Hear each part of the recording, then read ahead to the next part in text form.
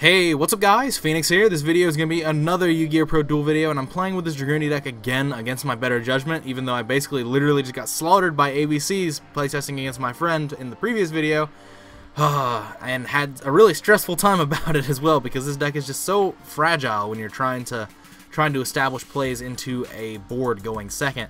Like, that's a problem this deck has always had, and I definitely think there's a solution probably, but I'm not sure if I'm anywhere near that solution or if I've actually gone further away from that solution. But today, we're going to be playtesting this against Metalfoes and seeing how it does in that matchup. Hopefully, maybe a little bit better, I'm not sure. Hopefully, a little bit less of a stressful time? I don't know. I mean, part of me is kind of pleased that I just get to be stressful about this, because that just shows how much I'm really upset about the state that this deck is in. But also, I don't like being stressed out, because that's probably not good for my health, especially doing it for the sake of other people, and not for the sake of myself. But anyway, we're not going to talk about this any further in this part of the video. Let's just jump straight into the first game, shall we? Let's see how this entire thing pans out. I'm really curious to actually jump in and see how the Metalfoes matchup probably functions for this. It's probably bad, but let's see. Let's just jump in. Alright, so I don't know why I'm still subjecting myself to this. I have no idea, but I decided that it was in my best interest to literally just keep playing this bullshit, just so that I could at least keep ranting about it, because, oh my god, I'm not going to be doing anything to a Kieran. That's just 100%. Like, if anything, this and the last video of me playing this deck versus ABC should just be all of the evidence why you should not try and play this deck in the current format. Like, oh my god, it's just so absolutely diabolical how horrendous it is trying to play this. Oh my god, he opened Kieran, Luster, he opened Babuku, Luster, Scale, and if he has a low scale, then I'm just going to get absolutely destroyed. Yep, there's a low scale here. There's no way there's not. The only thing that would make this worse is if there's an Arch-Phoenix Centric in his hand, which I think there is because he set combination first. Oh my god.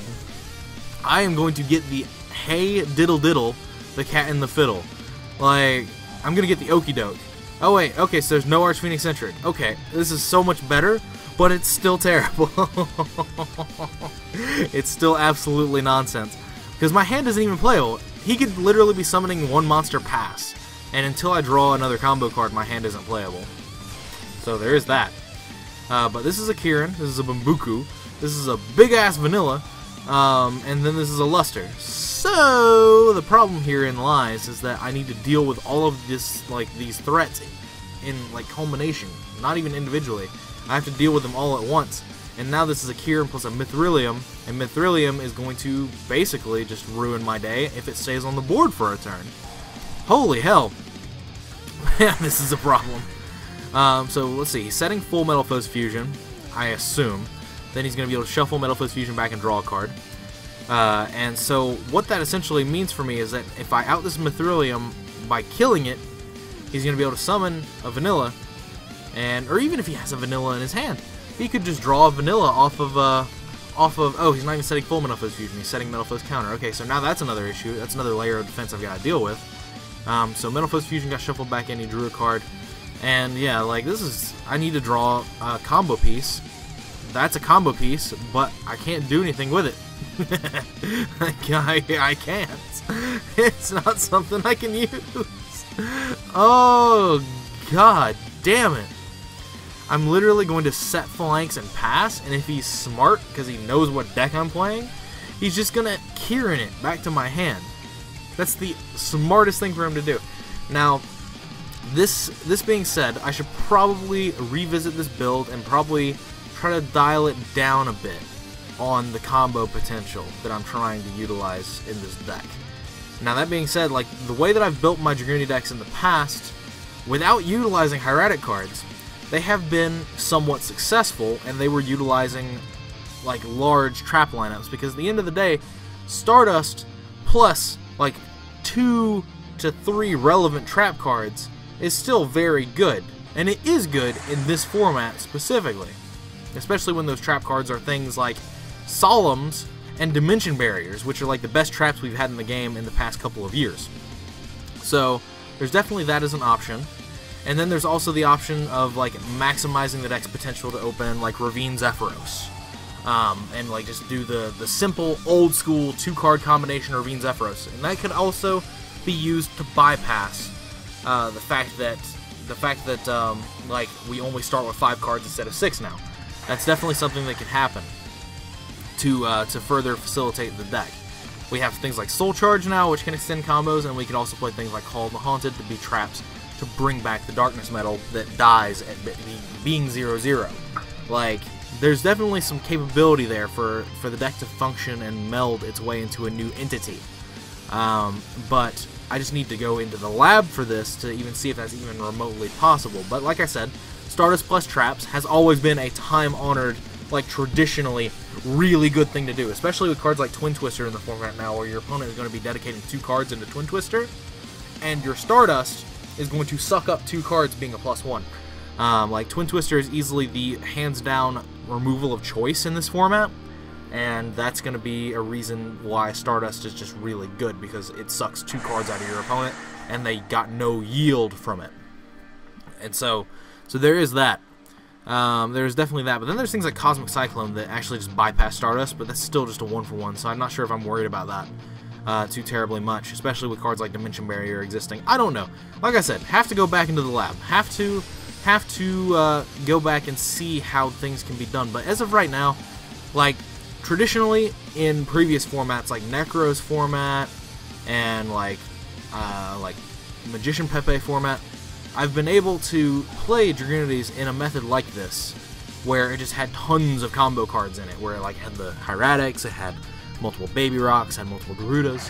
It was very much a combo-oriented deck, and we also had things like Chicken Game to increase consistency, which we also don't have, thanks Konami. But we had these things, we had these options, and now we don't have those options, and the combo potential thing isn't working.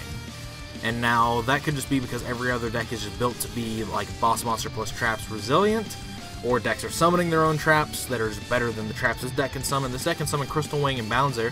I mean, that's cool. But like, other decks can summon things like ABC Dragon Buster, Full Metalfoes Alkahest, things like that. I'm getting absolutely killed this turn. I don't know how I lose. I don't know how I don't lose this turn. Let's see. This is 52, and this is 72, and this is game. So yeah, I just died this turn. I'm literally just sitting here and taking this so that I have time to collect my thoughts and do ranting. Basically, all this is good. All this time is being spent on is ranting, because the ranting is definitely what is going to be keeping me afloat mentally during this process. So he traded the token. Okay, he gets the normal summon this. Okay, I agree with that. I was like, why'd you just do that for 100 more attack when you already had game? But I forgot the Bambuku could search the other Bambuku, and that is what he did, because he searched Kieran last turn, so Bambuku hadn't used its effect this turn. And now he, at the end of the day, even if this wasn't lethal, he can make Totem Bird. And so now he's got Totem Bird for like my combo piece that I need to unbrick my hand, like Hieratic Seal of Convocation, Terraforming, Dragon Ravine, whatever card that is. And then he's got Kieran to bounce whatever my normal summon is. So this is just bad. This is just terrible. Okay, there's Lechery, which means that I still haven't opened a fucking combo. This is so ridiculous. This is the most asinine thing I think I have ever experienced. This is so fucking ridiculous. I just can't open combos. Well, I guess the thing is I guess that's just further evidence of why I should be going towards playing like Ravine Zephyros at their max, and like playing triple Zephyros, like going back to that, because that is a 2-card combo, and 2-card combos are something you probably want to maximize on in a format like this. But yeah, so I'm basically just going to discard this, and I'm going to add Ducks, I'm going to normal summon it, and I'm going to go like nowhere with it, because I'm going to be able to summon like 1 level 8. If I had any level 6 or Instant Fusion, if I had Mistleton or Instant Fusion, I could just put Goliath on the board and do Lechery, and it would be the it would be the combo. It would make my opponent not be able to play Yu-Gi-Oh! But as it stands, can't deal with it. Can't deal with it, can't do it. So yeah, we will be dealing with this accordingly. card I control, so I can't even use that to stop him from popping his Metalfoes scales. That's irritating. So I guess I'm just going to summon Crystal Wing for the -1 and pass turn because my Ravine is here. So now if he outs Ravine with something like Arch Phoenix-centric, now I can't search Ducks for the rest of the game. So that's neat. God, I miss Chicken Game. That card made it so easy to build pure like Dragunity variants because you just had an Upstart Goblin type card. That card made it so simple. It made it so easy. Oh, he's playing the Klee engine in here too. Damn. This is like the first time in like 7 games that I've ever seen this. Or not 7 games, 7 matches. Jesus, I've played much more than 7 games with him since then. So yeah, this is a problem because now that means if he puts a Pendulum scale up and he pendulums these, he can go straight into Cyber Dragon Nova, into Infinity, use Infinity to suck up my Crystal Wing, and then I'll try to negate his Infinity with my Crystal Wing, and he'll negate my Crystal Wing with his Infinity. What a cycle! Oh, god damn. Girl, I said god damn.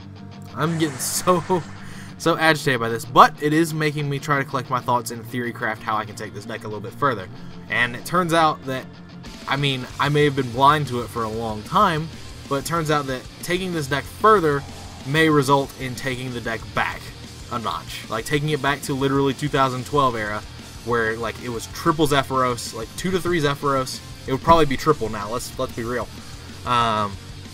Triple Zephyros and just a lot of trap cards, like maybe a 10-card trap lineup consisting of 4 Solemns, triple Dimensional Barrier, and Emptiness, and probably like 2 Call of the Haunteds. Like that's legitimately what I'm probably thinking is gonna happen. Just because, like, damn, if I don't have plays, I need to be able to have my... Holy shit! He has Ariadne too? Thank God he can't pop it. Fuck. But the way that the deck might have to go is to just incorporate a trap lineup like that, so that if you don't have a play to make, you can at least set trap cards and not let your opponent play Yu-Gi-Oh! Until you're making plays. That might be the way that this deck has to literally function. And then maximizing, like I said, maximizing the 2-card combos of like Ravine, Phalanx, making Stardust setting for, Ravine, Zephyros, making your boards of like Red Med, Atom, Stardust. Just maximizing on those. That might be the way that this deck literally has to function. There's probably no other way. But yeah, he's gonna go into Infinity. I'm gonna negate the Infinity, trying to suck this up, and then he's gonna negate its effect with Infinity. This is gonna die, and it's not gonna be a good time for anyone. It's just, I mean, it's so simple. It's the easiest way. It's the easiest way to play around this. Is just to not. Like, Crystal Wing is such a weak card in certain like instances. Now, that being said, he plays Ariadne and the Klee engine in here. That's a lot of cards. If he didn't play the Klee engine, I would definitely be in a lot better situation because it would force him to make a fusion play and eat one of the Crystal Wing, and then have to keep making plays. So this was definitely like the worst case scenario. Definitely not arguing that that's not the case. It was definitely the worst case scenario for me. But now I've got to deal with Alkahest. At least I'm not dealing with Kieran, but I've got to deal with Alkahest. He's got counter in combination set. Oh boy. Oh boy. Oh dear. And you just drew a card and set 2 and passed. And the problem now is that, yeah, I'm gonna get to like add a Ducks if I don't get MST'd or something like that. He could just main MST too. Like, I've seen a few Metalfoes decks that do main MST. Oh wait, that's right. He doesn't need to. Cyber Dragon Infinity negates effects. That is right. It doesn't negate activations. It negates effects. Wow. Surrender. I'm getting the okie doke.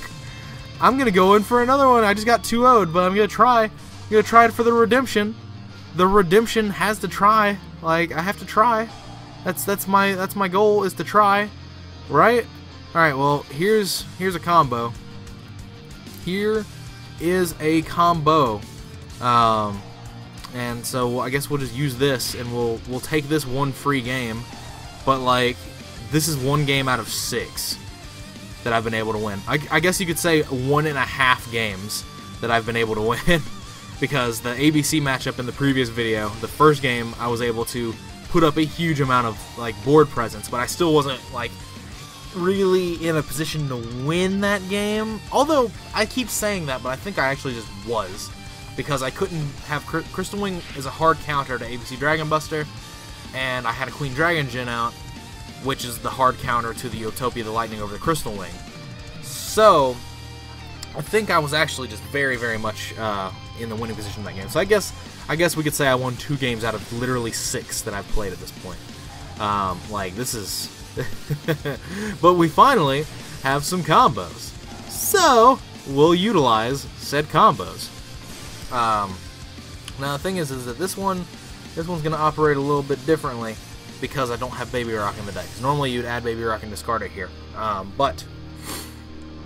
Or excuse me, you would add Zephyrus discard and then add Baby Rock, discard Baby Rock off the next one.